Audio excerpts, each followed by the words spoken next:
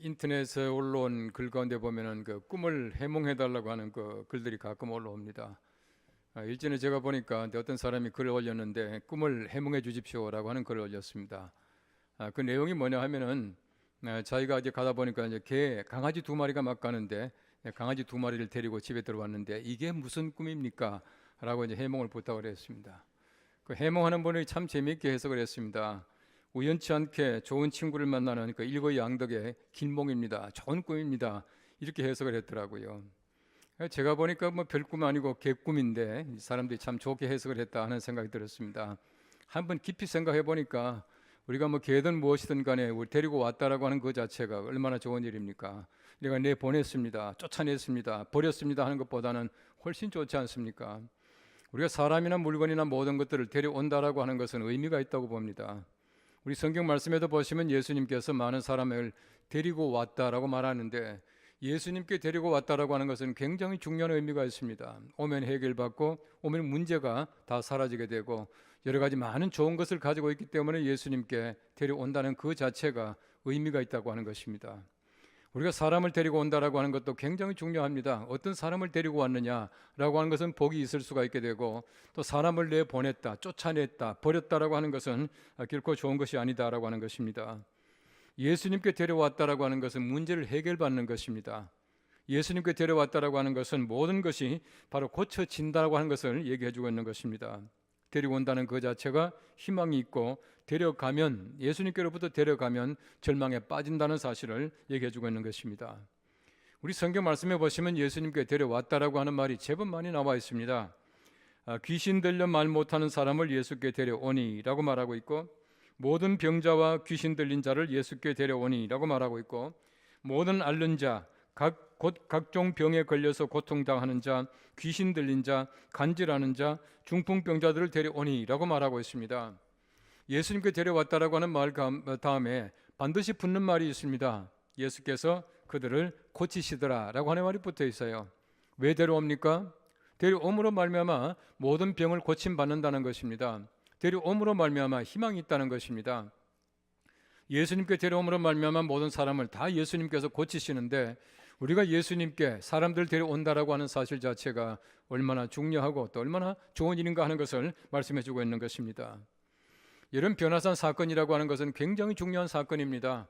여러 가지 많은 의미를 가지고 있습니다만은 먼저 예수님께서 변화산 산에 올라가셨다라고 하는 얘기는 예수님께서 변화하시려고 올라가신 것이 아니라 기도하시러 올라가셨다는 사실입니다.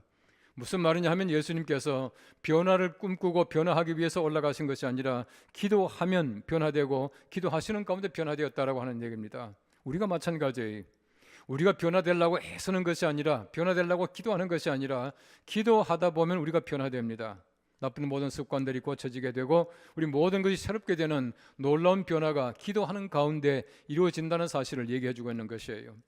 또 이 성경 말씀 가운데 보시면 예수님께서 아주 중요한 일을 하고 계십니다. 예수님 변화산에 올라가시기 전에 제자들에게 예수님의 첫 번째 순환 예고를 하셔요. 내가 잡힐 것이다, 죽을 것이다, 이렇게 말씀을 하십니다. 예수님께서는 가장 가까운 제자들에게 순환에 대한 예고를 하셨지만은 제자들이 알아듣질 못해요. 전혀 감각이 없습니다. 그때 예수님께서는 산에 올라가셔서 모세와 엘리야와 함께 예수님의 순환과 십자가를 의논하시는 것이에요.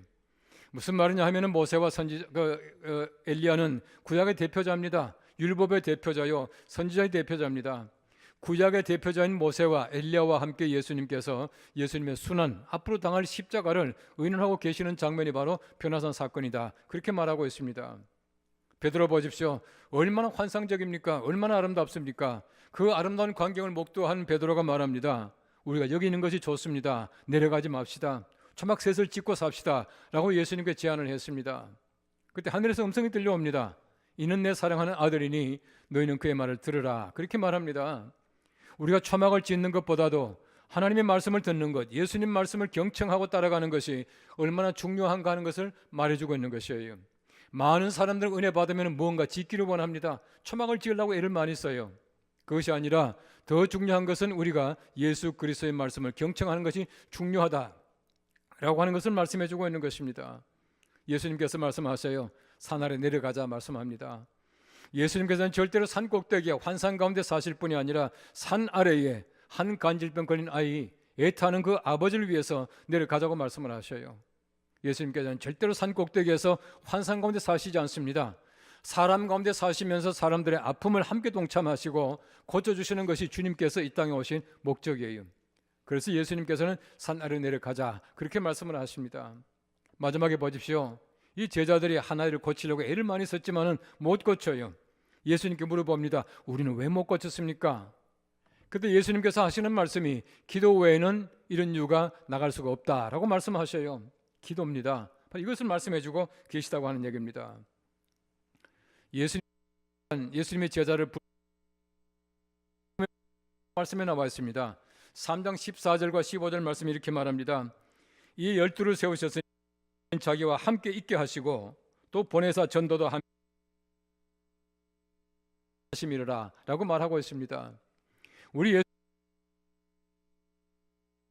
첫째고 둘째는 전도하게 하고 셋째는 귀신 쫓아내게 하고 라고 말씀하고 있어요. 예수님께서는 제자를 삼으실 때 이미 그들에게 귀신을 내어 쫓는 권능을 다 이미 주셨습니다. 그리고 마가복음 6장 말씀 14절 13절 말씀 말합니다. 많은 귀신을 쫓아내며 많은 병자에게 기름을 발라 고치더라 라고 말하고 있습니다. 바꿔 말하면은 3장 말씀에서 이미 예수님께서 그들이 이미 귀신을 쫓아내는 경험을 가지고 있습니다. 자, 그런데 이제 9장 말씀, 그 뒤에 말씀입니다. 변화산 사건에 와 9사람이 9제자가 한 병자를 고치려고 애썼지만은 못 고쳤어요. 열심히 했었지만은 9사람이 한 사람을 못 고쳤습니다. 마지막에 예수님께 물어봅니다. 왜 못 고쳤습니까? 기도 외에는 나갈 수가 없다. 그렇게 말씀하지 않습니까? 이 말씀이 무슨 말이겠습니까? 우리가 이미 권능을 가지고 있습니다. 이미 경험도 있습니다. 아무리 내가 권능을 가지고 있고 경험이 있다고 하더라도 기도하지 않으면 절대로 그 권능을 행사할 수가 없다고 하는 것을 말씀해 주고 있는 것이에요. 우리 보십시오. 얼마나 많은 권능을 가지고 있습니까? 얼마나 많은 경험을 가지고 있습니까? 아무리 많은 권능을 가지고 있고 경험이 있다고 하더라도 우리가 기도하지 않고는 그 권능도 그 경험도 아무것도 아니. 기도가 얼마나 중요한가 하는 것을 말씀해 주고 있습니다. 오늘 이 말씀을 통해서 예수님께서 바로 그를 데리고 오라 라고 하신 말씀이 어떤 뜻인가 다시 한번 생각해 보면서 우리가 많은 사람을 주님 앞으로 데려오는 이끄는 귀한 주님의 사람들 되시기를 간절히 바랍니다. 오늘 성경 첫째는 말합니다. 믿음 없는 것을 도와주시겠다는 주님의 뜻을 밝혀 말씀해 주고 계시는 것이에요. 여러분 성경 말씀을 잘 보시면은 디모데후서 4장 말씀을 보시면은 참 안타깝고 슬픈 얘기가 나옵니다. 이렇게 말하고 있어요. 데마는 이 세상을 사랑하여 나를 버리고 데살로니가로 갔고 그리스게는 갈라디아로 디도는 달마디아로 갔고 누가만 나와 함께 있느니라. 그 다음 보십시오. 마가를 데리고 오라. 그가 나 일에 유익하니라. 그렇게 말하고 있습니다. 여러분 이 말씀 보십시오. 많은 사람이 다 떠나갔습니다. 얼마나 사랑하는 사람들입니까? 함께 동역하는 사람들이 다 떠나가 버리고 누가만 나와 함께 있는데 바울이 디모데에게 부탁합니다. 마가를 데리고 오라. 그가 나 일에 유익하다라고 말하고 있어요. 여러분 마가가 어떤 사람입니까? 바울에게는 아주 마음에 많은 고통을 준 사람입니다. 바울을 섭섭하게 한 사람이. 이런 마가 일로 말미암아 바울과 바나바가 결별하지 않습니까? 다시 말하면 마가는 바울에게 상처를 주었고 바울의 마음속에 들지 않은 사람이었습니다. 그런데 바울이 말합니다. 마가를 데리고 오라. 그가 나 일에 유익하다라고 말하고 있어요. 마가가 많이 성장했을 겁니다. 성숙하게 됐을 겁니다. 바울 대전 나이가 많아져서 좀 성질이 좀 죽은 것 같아요. 어쨌든 보십시오. 데리고 오라. 이 한마디 말 속에 그동안의 바울과 바나바 사이에 여러 가지 많은 마음의 문제들을 다 해결하는 것이에요. 그를 데리고 오라 이 말 속에는 바울이 어떻게 지금 마가를 대하고 있는가를 분명하게 말씀해 주고 있습니다. 이 한마디 말 속에 모든 게 다 해결되는 것이에요. 다시 말하면 주님 앞에 데려온다. 모든 문제가 다 해결되는 것입니다. 여러분 지금 잘 보십시오. 예수님께서 데리고 오라라고 말씀하시면서 그 아버지와 대화하시는 것이에요. 그 아버지 보십시오. 예수님께서 산에서 내려오시다 말합니다. 이 9 제자가 못 고쳤습니다. 예수님 만일에 제자들은 못 고쳤지만은 예수님께서 할 수 있다면은 우리 아들 고쳐주십시오. 이 말이에요. 그때 예수님께서 말씀합니다. 할 수 있거든이 무슨 말이냐? 믿는 자에게는 능하지 못할 일이 없다 말씀하셔요. 그때 그 아버지가 큰 소리로 말합니다. 내가 믿나이다. 나의 믿음 없는 것을 도와주소서 하더라. 그렇게 말하고 있어요. 여러분, 이 아버지 보십시오. 지금까지 간절한 소망이 무엇입니까? 왜 아들을 데리고 왔습니까? 그 아들 고쳐달라고요. 아들의 병을 고쳐달라고 데리고 왔던 그 아버지가 예수님 만나니까 하는 얘기가 나를 도와주십시오. 내 믿음 없는 것을 도와주십시오. 그렇게 말하고 있는 것이에요. 이 말이 무슨 말입니까? 내 믿음 없음을 고쳐달라고 하는 얘기입니다. 우리 아들 고치지 말고 나부터 고쳐달라고 하는 얘기예요. 가장 중요한 것이 무엇이겠습니까? 이 아버지가 아들 고치는 것을 원치 않는 것이 아닙니다. 먼저 내가 고침받아야 된다는 얘기예요. 내 믿음 없는 것을 먼저 고침받아야 내 아들이 살 수 있다고 하는 것입니다. 다시 말하면 우리 모든 사람들이 마찬가지예요. 우리 예수 그리스도와의 관계 속에서 볼 때 항상 우리가 내가 제일 우선적입니다. 얼마나 친밀한 관계 속에서 내가 하나님과의 관계를 가지느냐, 이 문제입니다. 우리 아들이 문제가 아니에요. 우리 교회가 문제가 아닙니다. 나라가 문제가 아닙니다. 내가 예수 그리스도 안에서 진정한 믿음을 가지고 살아가는 것, 이것이야말로 가장 중요해요. 내가 고침받아야 합니다. 그렇게 해야 다른 사람을 내가 도와줄 수가 있어요. 내가 고침받지 못하면 절대 다른 사람들에게 도움되지 못합니다. 그래서 이 아버지는 무정한 아버지가 아니라 정말 예수 그리스도를 만남으로 말미암아 자기 자신의 잘못이 무엇인가, 가장 급한 것이 무엇인가를 발견한 아버지가 바로 그 아버지였습니다. 우리가 예수님과의 관계에서 가장 중요한 것은 나 자신입니다. 나의 믿음이에요. 다른 사람이 문제가 아닙니다. 내가 예수 그리스도로부터 정말 새롭게 지음받고 믿음으로 회복되고 내 병이 치유받고, 이거 가장 중요한 것이에요. 가장 관심을 많이 가질 것이 바로 내 자신이라 하는 것을 말씀해 주고 있는 것이에요. 우리가 항상 믿음이라고 하는 것은 우리 주님과 우리와의 일대일 관계입니다. 개인적인 관계예요. 내가 가장 중요한 관계 속에서 예수 그리스도와 관계를 가져야 올바른 신앙생활을 할 수가 있어요.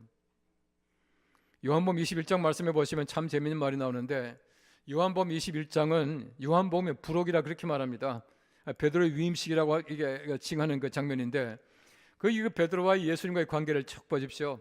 예수님께서 내가 너를 사랑하느냐 다 물어보시고 다 대답하고 내 양을 먹이라 다 했지 않습니까? 다 하고 나니까 베드로가 이제 이렇게 물어봅니다. 그 옆에 요한이 있었거든요. 예수님, 저 사람 어떻게 되겠습니까? 라고 물어봅니다. 그런데 예수님께서 이렇게 말씀하셔요. 요한복음 21장 22절 말씀입니다. 예수께서 이르시되 내가 올 때까지 그를 머물게 하고자 할지라도 내게 무슨 상관이냐, 너는 나를 따르라 하시니라. 다른 사람 상관하지 말고 너는 나를 따르라, 이렇게 말씀하셔요. 우린 때때로 내 문제가 다른 사람에게 더 많은 관심을 가지고 다른 사람의 문제에 끼우끌릴 때가 얼마나 많은지 몰라요. 예수님께서 원하시는 것은 다른 사람 상관하지 말고 너는 나를 따르라, 이렇게 말씀하고 계셔요. 내가 가장 중요합니다. 내가 따라야 합니다. 내가 만나야 하고 내가 고침받아야 하고 내가 회복되어야 해요. 가장 중요한 일입니다. 우리가 아가페아를 통해서 많은 분들이 훈련 받으시고 또 많은 참 봉사를 하시는 것을 감사를 드립니다. 처음으로 아가페아를 만들 때 사실은 제가 그냥 만든 것이 아니라 굉장히 연구를 많이 했습니다. 어떤 연구를 했느냐 하면은 미래 목회자들이 한결같이 하는 얘기는 뭐냐 하면은 21세기는 훈련이다라고 말을 해요. 훈련이다. 훈련 받아야 된다는 얘기를 많이 합니다. 그래서 21세기 목회자들은 성도들을 훈련시키는 그 일에 가장 많은 시간을 투여해야 된다, 그렇게 말하고 있어요. 여러분, 심지어 그 옛날에 깔병이 말하기를 교회는 훈련이다, 그렇게 말을 했습니다. Church is discipline. 교회는 훈련이다, 그렇게 말을 했습니다. 그래서 훈련받게 하려고 아가페아를 만든 것이에요. 아가페아를 할 때마다 팀을 훈련을 시키지 않습니까? 팀 미팅 할 때마다 제가 하는 얘기가 있습니다. 지원자들 은혜 끼칠 생각하지 마시고 우리가 먼저 은혜 받읍시다. 그 사람들 빼놓고 우리가 훈련 받읍시다. 그 얘기를 많이 합니다. 내가 먼저 은혜 받아야 내가 은혜 받는 그 모습을 통하여 지원자들이 은혜를 받아요. 다른 사람들이 은혜 끼치는 게 문제가 아닙니다. 우리가 뭘 대단하길래 은혜를 끼치겠습니까? 우리가 끼치는 것이 문제가 아니라 내가 문제예요. 내가 은혜 받으면 저절로 많은 사람들이 은혜 받게 된다는 얘기입니다. 하나님께서 원하시는 것은 바로 내 자신입니다. 내가 고침받아야 우리 아들도 우리 모든 가족들도 우리 교회도 편안하게 될 수가 있다라고 하는 사실을 얘기해주고 있는 것입니다. 마틴 루터가 말합니다. 세상에는 자기를 의인시하는 죄인과 자기를 죄인시하는 의인이 있다라고 말을 했습니다. 여러분, 적어도 우리가 하나님과의 관계 속에서 내가 내 자신의 죄를 고백하고 살아가는 것이야말로 우리 세상을 의롭게 살아가는 방법이에요. 여러분, 적어도 그런 사람들이 많아지게 될 때 세상이 의롭게 변화되게 되는 것입니다. 다른 사람을 탓하고 자기를 의시하면 절대 안 된다는 것입니다. 내 잘못이 무엇인가를 먼저 깨닫고 하나님 앞에서 내가 먼저 내 자신의 잘못을 고백하고 고침받게 될 때에 다른 사람이 저절로 고침받게 되고 세상이 의롭게 된다는 얘기입니다. 여러분, 세상을 의롭게 하는 방법은 세상을 탓하는 것이 아니에요. 다른 사람 비난하는 것이 아닙니다. 내 자신을 탓하고 내 자신이 회복될 때에 우리 세상이 의롭게 변화되는 것입니다. 그래서 이 아버지가 보십시오. 자기 자신의 믿음 없는 것을 도와달라고 할 때에 자기 자신의 믿음뿐만 아니라 그 아들도 고침받게 되었다, 그렇게 말하고 있는 것이에요. 우리가 마찬가지입니다. 우리 주님 앞에 나올 때에 철저하게 자기 자신의 모습을 드러내고 내 자신의 약점이 무엇인가를 다시금 주님 앞에 고백하면서 우리 주님과 더불어 우리의 약한 믿음을 강하게 만들어 나가는 우리 모두가 되어야 합니다. 그렇게 되어야 우리 가족들을 고칠 수가 있게 되는 것이에요. 오늘 성경 두 번째는 말합니다. 귀신을 쫓아내시는 주님의 뜻입니다 라고 말하고 있습니다. 오늘 성경 마가복음 9장 25절 말씀 말합니다. 예수께서 무리가 달려와 모이는 것을 보시고 그 더러운 귀신을 꾸짖어 이르시되 말 못하고 못 듣는 귀신아, 내가 내게 명하노니 이 아이에게서 나오고 다시 들어가지 말라 하시매 라고 말하고 있습니다. 여러분, 예수님 보십시오. 귀신을 내어 쫓으시는데 귀신에게 명하여 다시 들어오지 말라고 말씀하셨다, 그렇게 말하고 있는 것입니다. 여러분 보십시오. 예수님께서 이 땅에서 사람을 치유하시는 기적이 세 가지로 나옵니다. 죽은 자를 살리시고 병자를 고치시고 귀신을 내어 쫓으시고, 이 세 가지예요. 그런데 보십시오. 병자들은 고쳤다라고 말합니다. 병든 사람에게는 예수님께 직접 말씀하셔요. 뭐 상을 들고 걸어가라, 손을 내밀어라, 이렇게 말씀하셔요. 근데 귀신 들린 아이에게는 아무 말씀하지 않으셔요. 귀신 들린 자에게 말씀하시는 것이 아니라 예수님께서는 귀신에게 말씀하셔요. 떠나가라고, 나가라고, 다시 들어오지 말라고 말씀하신다는 것입니다.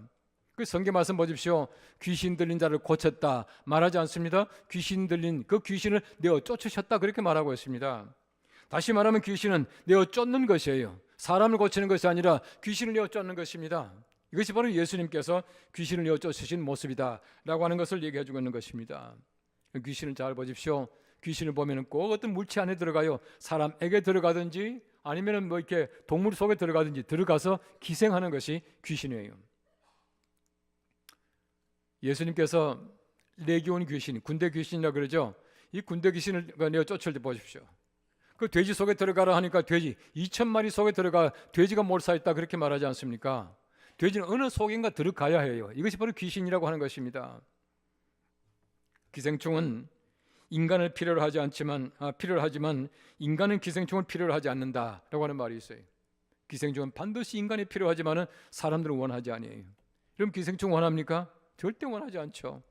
여러분, 기생충이 뭡니까? 영어로 말하면 parasite. 이 parasite라고 하는 말, 파라라고 하는 말은 헬라 말로 곁에라고 하는 말입니다. 이 사이트라고 하는 말은 그 옆에 위치한다는 얘기예요. 그 옆에 위치해서 살아가는 것, 기생하는 것이 기생충 아닙니까? 귀신도 마찬가지입니다. 우리 속에 들어와서 우리 속에 기생하는 것이 귀신이에요.